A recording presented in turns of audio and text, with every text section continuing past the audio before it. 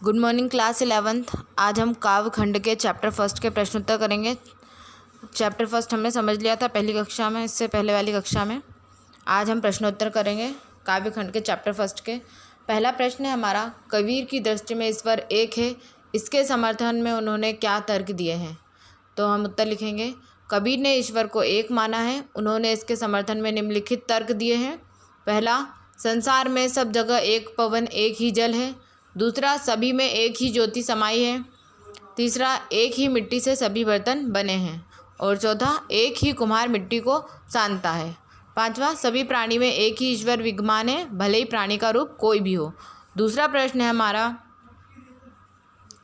मानव शरीर का निर्माण किन पंच तत्वों से हुआ है। उत्तर, मानव शरीर का निर्माण धरती, पानी, वायु, अग्नि व आकाश, इन 5 तत्वों से हुआ है। मृत्यु के बाद में ये तत्व अलग अलग हो जाते हैं। प्रश्न तीसरा है, जैसे बाड़ी काष्ठ की काटे, अग्नि न काटे कोई, सब घटी अंतरी तू ही व्यापक धरे, सब रूपे सोई। इसके आधार पर बताइए कि कबीर की दृष्टि में ईश्वर का क्या स्वरूप है। तो उत्तर लिखेंगे हम, कबीर ईश्वर के स्वरूप के विषय में अपनी बात उदाहरण से पुष्ट करते हैं। वे कहते हैं, जिस प्रकार बड़ी लकड़ी को काट देता है परंतु उस लकड़ी में समाई हुई अग्नि को नहीं काट पाता है, उसी प्रकार मनुष्य के शरीर में ईश्वर व्याप्त है। शरीर नष्ट होने पर आत्मा नष्ट नहीं होती, वह अमर है। आगे वह कहता है कि संसार में अनेक तरह के प्राणी हैं, परंतु सभी के हृदय में ईश्वर समाया हुआ है और वह एक ही है। दूसरे शब्दों में कहा जा सकता है कि ईश्वर एक है, वह सर्वव्यापक तथा अजर अमर है, वह सभी के हृदयों में आत्मा के रूप में व्याप्त है।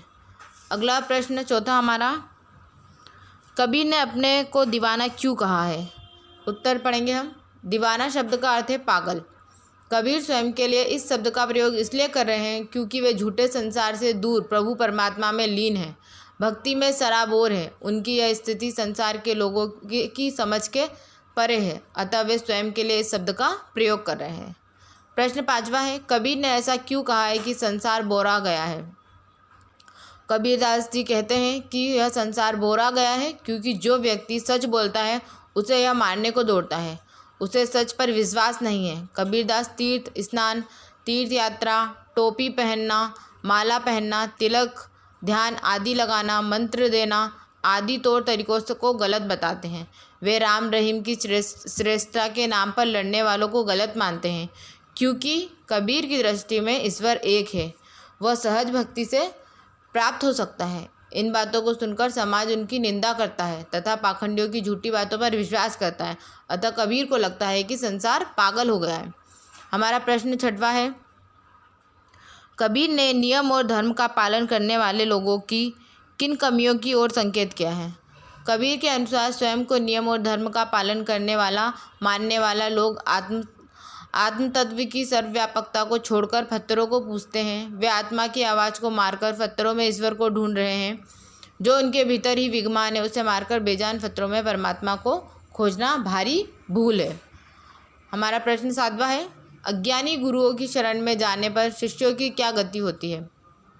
उत्तर, अज्ञानी गुरुओं की शरण में जाने पर शिष्यों का उपकार नहीं होता, अपितु ऐसे गुरु शिष्यों को गलत रास्ते दिखाते हैं।